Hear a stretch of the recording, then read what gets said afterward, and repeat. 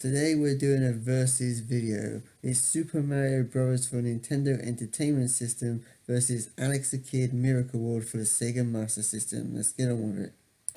Let's talk about Alex Kidd in Miracle World for the Sega Master System. Alex Kidd was not only made and created by Sega to compete with Super Mario Bros. For Nintendo Entertainment System, he was also supposed to be Sega's mascot. Alex Kidd didn't take off too well in America, but took off very well in the UK and in Europe. He was very popular in the UK, he was more recognised than what Mario was, and Mario didn't really take off in the UK until the 1990s with the Super Nintendo. So Alex the Kid is a very sought after character in this video game industry in the UK, and lots of people in their 30s and 40s and maybe late 20s will still recognise Alex the Kid and have fond memories of the little character from Sega. Let's talk a little bit now about Super Mario Bros. For Nintendo Entertainment System, otherwise known as the NES. Super Mario Bros. Was released in 1985 in most countries, but didn't make its way to Europe or the UK in 1987. Nintendo were credited with saving the video game industry, but this was not the case in Europe, and especially not the case in the UK, as video games were very high sellers in the UK with consoles like the Commodore 64 and the ZX Spectrum. So there was no video game crash in the UK, only in America. So that was a little bit about Super Mario Bros. It went on to sell millions upon millions. It was the biggest selling Mario game of all time, and it really did push the sales of Nintendo NES system as it was bundled with the system.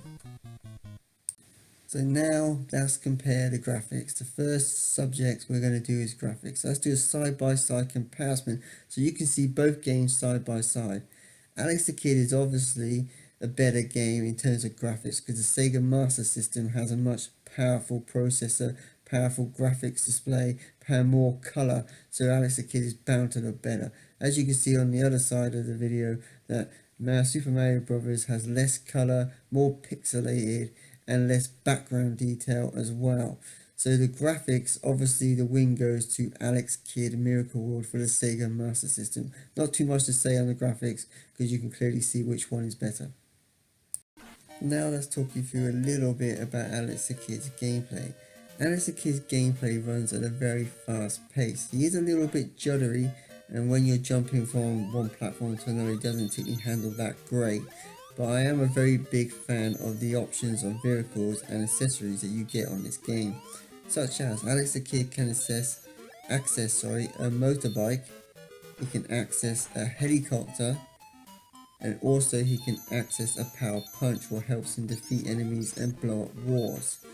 It's a very long game and has a very good longevity about it because it has a lot of levels and it takes a long time for you to master and complete. So that's another plus about the gameplay.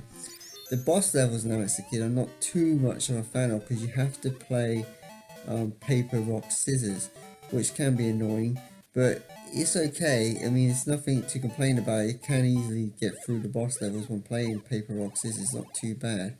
I like the music. The music varies from time to time. It's pretty much the same Alex the Kid music as you hear on the title screens, mainly through the whole game, but it does vary from time to time. I do like all music that they do use on, or all the soundtrack that they do use on the game.